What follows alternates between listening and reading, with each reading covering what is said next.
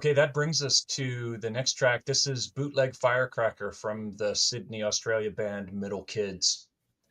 This one comes in from me, and it's on the album Faith Crisis Part 1. It was a February release, and this is easily my favorite album of the year.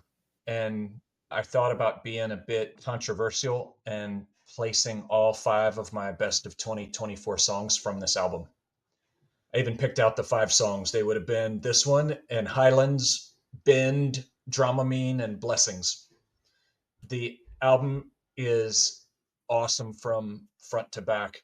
It's the only record really that I've heard in the modern era of the last 5 years, maybe not 5 years, maybe 2 years or so, that I feel like I want to listen to cover.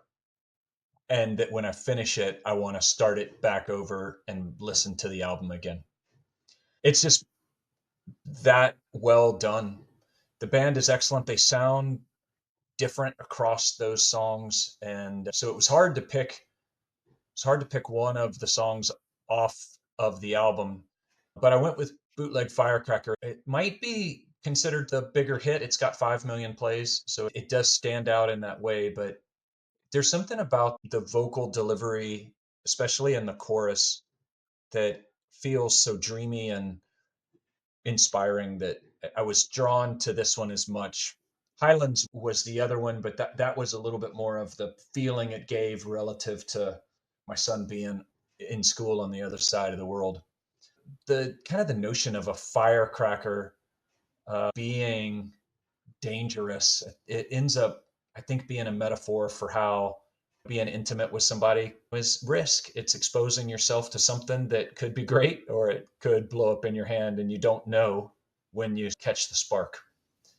That feels true, and I like the way they've captured that thought into the song. It's just so down tempo and so pleasant to listen to. The visualizer is pleasant. I love how they're out in the field and then it starts to snow, and I think that really is real snow. And then there's a nice little crowd. Almost looks like they gathered some friends and family in the out in a field and played the song and captured it on video. It all just feels very true and earnest. The pedal steel, the instrumentation, they've done a nice job with this one. What I realized just in reading about it is that it was originally written as a higher tempo, more dancey kind of tune, and just playing with the song, they brought the tempo down and made it a little more introspective and stripped down. So I thought that was interesting just to think about the evolution of the song.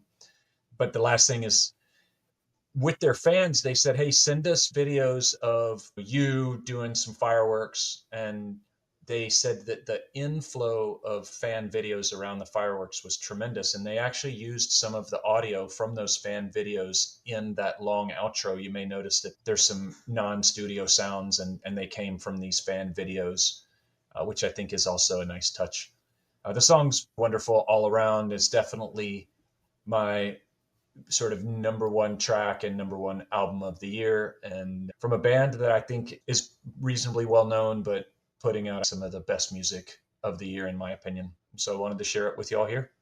Brett, it seems appropriate that a band called Middle Kids should go to you first. Yeah, definitely feels right being a middle kid myself, but that's not the point that I'm making. Yeah. The point that I'm making, that I would like to make, is listening to this one definitely pulled on the heartstrings, definitely felt, let's see, I recently had a very interesting interaction with a circle that I practice a kind of meditation with. One of the women in the group said, I'm frustrated right now because you just made yourself less of a threat. And I was like, what does that mean? And then it came up later and she said, there, you just did it again. And what she was naming was the way that, like, my curiosity, this is what was described by the group. They were noticing that my curiosity can be penetrating. Like, I can ask questions that are probing and it's looking for intimacy.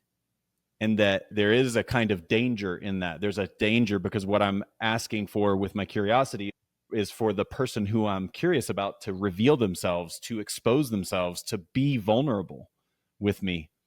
And it was interesting to hear that as a frustration, because as a tall white man in 2024, there's a lot of negative penetration, energetic penetration, whatever. Like, interpret that how you want to, but the fact that would be disappointment.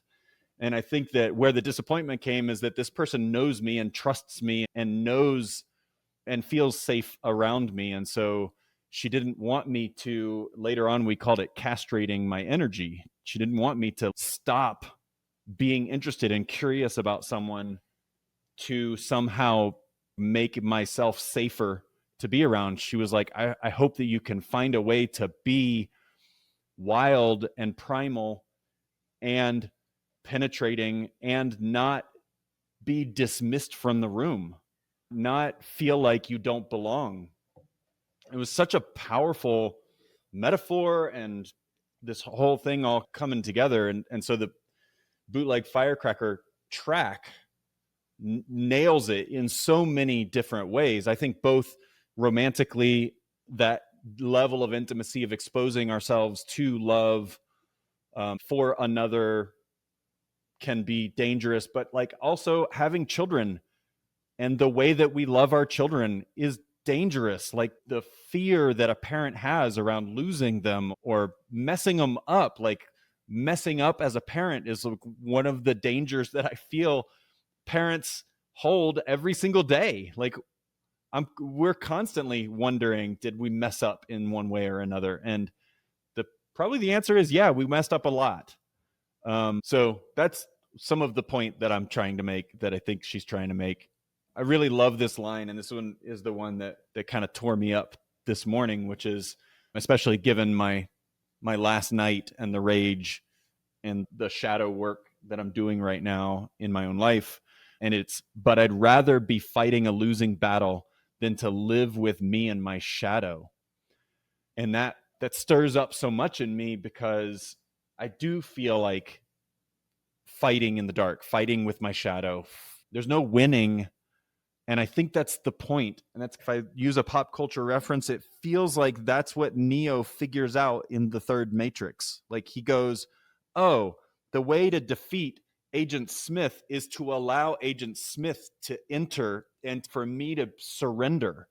And that it's by letting the shadow come through me, by letting the darkness, by letting the mystery find its way. And in the case of my friend, by me allowing myself to be dangerous and to be a threat and to ask for vulnerability. That is a kind of a way that I want to live with me. The all I ever am, somehow never all I am now. Something in there, there's a paradox that I'm trying to pull apart and understand. And I think this nails another layer of that story. Great pick, Sean. Awesome to know that this is your favorite album of the year, and I'm definitely excited to learn more and watch them grow. Yeah, I'll echo that too. Knowing that this is your top album and that you could have done all 5 songs with this is powerful and drives me to dig into the record.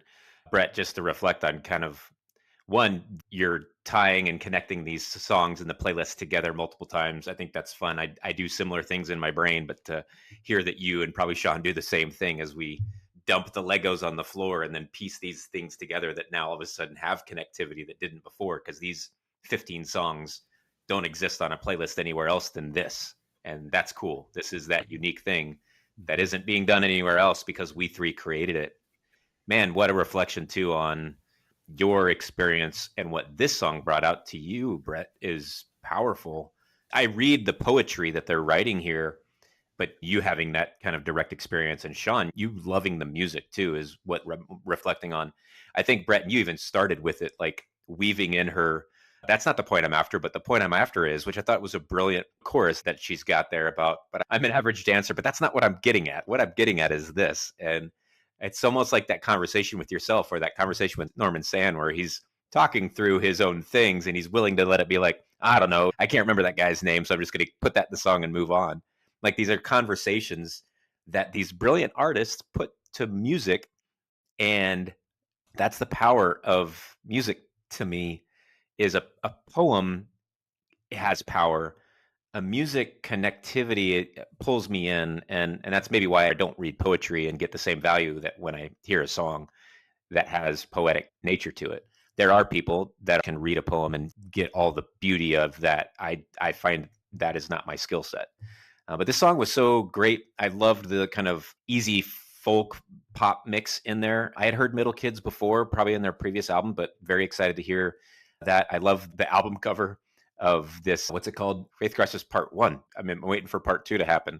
Very cool. Sean, thanks for sharing it. I didn't realize they were Australian too, so that's cool. No doubt.